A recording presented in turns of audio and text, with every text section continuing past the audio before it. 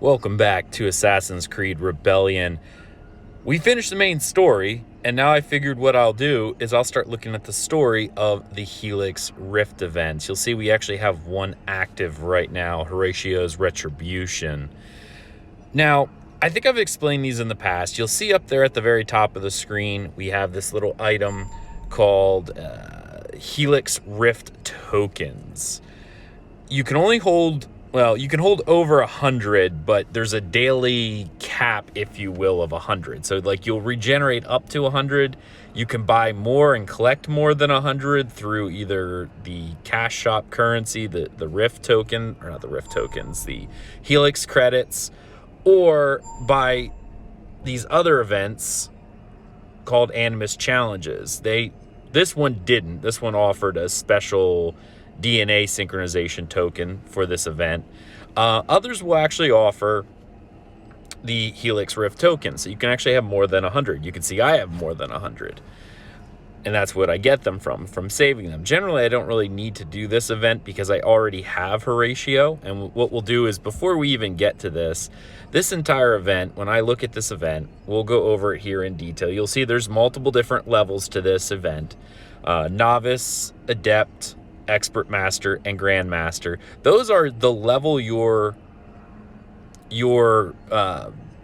assassin group needs to be, your base needs to be in order to unlock these. Obviously, we're gonna do these on the Grandmaster and use some pretty powerful heroes.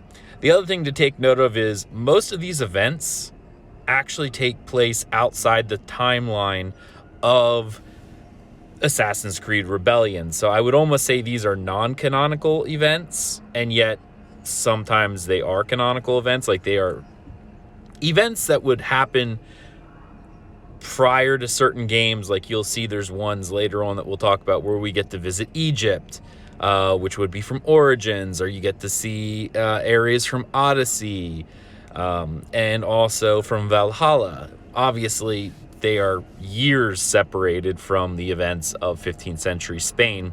This is an exception, however. This actually happens during the 15th century Spain. So you could argue this is right around the time that, this could be running parallel to the main storyline. So the official synopsis for this particular Helix Rift event is: near the end of the 15th century, Torquemada's madness knew no limits, striking friends and foe alike.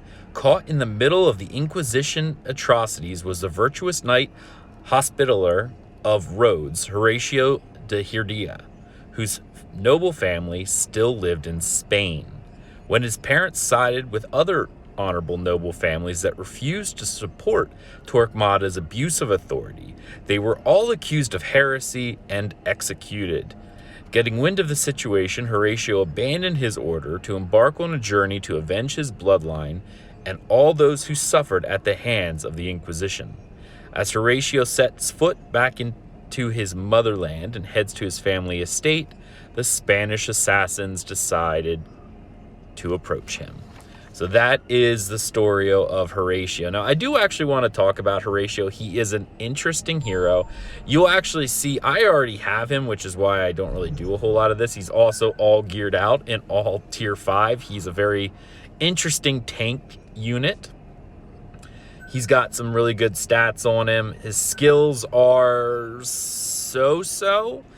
I used to really like this guy, even as a tank role. Tank roles take a lot of damage, and they don't really do as much as AoE and DPS roles, but they can still be very useful.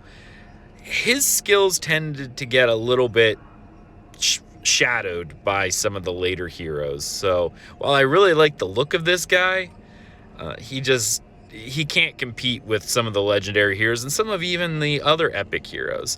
I do like his Knight's Resolve, so it gives him an extra 25% buffer of health and 35% for defense for 25 ticks. That's pretty much the entire mission. There's very few times where a mission's going to last longer than 25 turns. Not saying it doesn't happen, but it's unlikely. So it's almost the entire length of a mission. His Retaliate is also, I love Retaliate because when you put this on, they adeptly deflect and return damage to an enemy.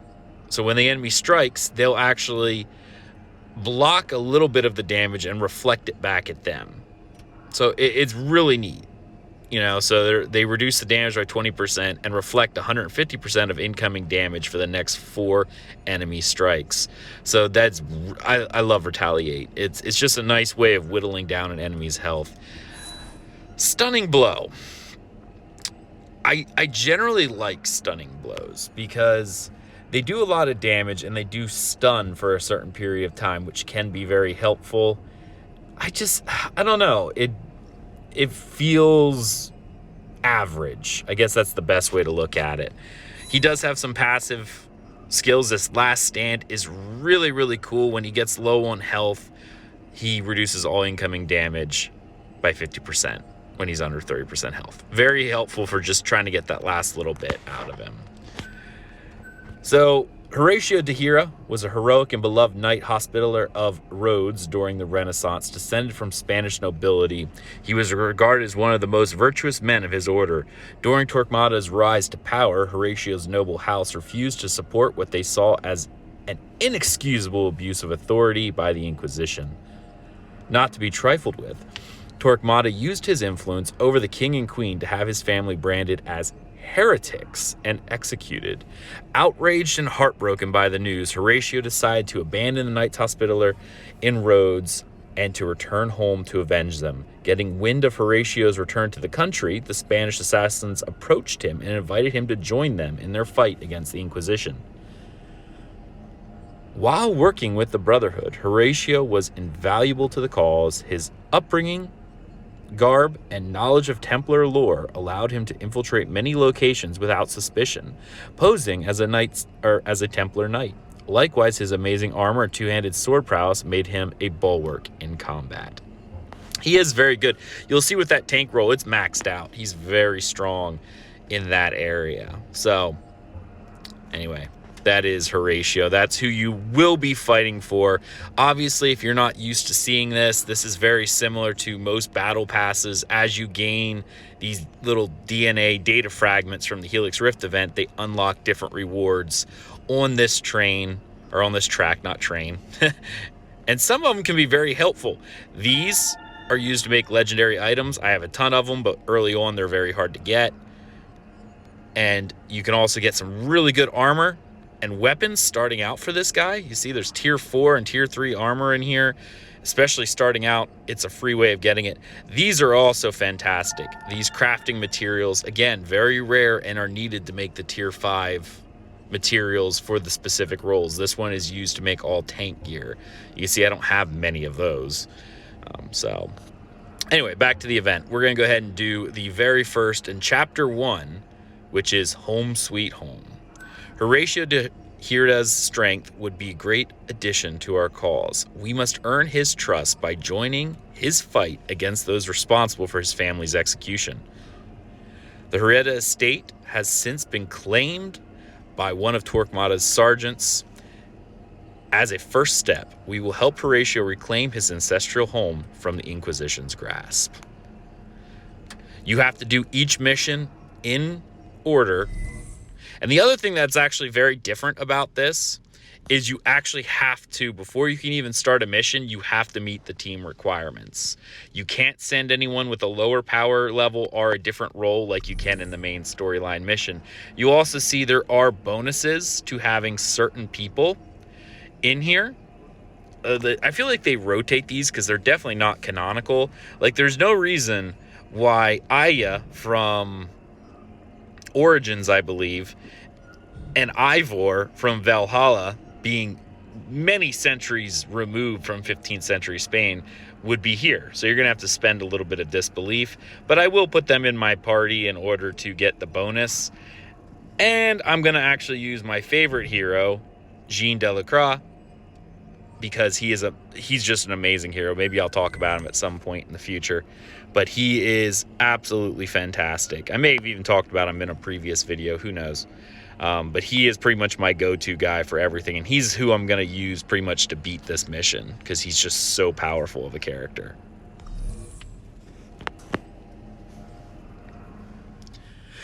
Mission objective, clear all rooms. So, now, this dude is amazing. We'll get talking about that in a second. So there's Horacio. Horacio de Heredia. Your blood must be boiling, but we advise caution. Who are you? You are not of the Inquisition, are you? Quite the opposite, friend. We have learned of the tragedy that befell your family and wish to offer our help in avenging it. I see. Well then, you can join me in spilling the blood of the Inquisition, but I won't be responsible for your lives. Do not worry, we can hold our own. To proceed, I propose that I cannot wait any longer. I must cleanse my family's estate from this filth. Join me or leave. Wait, Horatio! And there goes Horatio just taking off. Okay. Well, anyway, as I was saying, Gene is a tank role, but he even has some really amazing abilities. You'll see, I'm just going to come right up here. This Righteous Strike is one of the best abilities in the game. Perform a sweeping strike against all enemies in front of the hero and assuming a defensive posture. Healing lasts until end of mission. This strike, does AoE damage. Very few tank roles have this. Strike all enemies in front of the hero for 110% damage and restore 5% of the hero's health.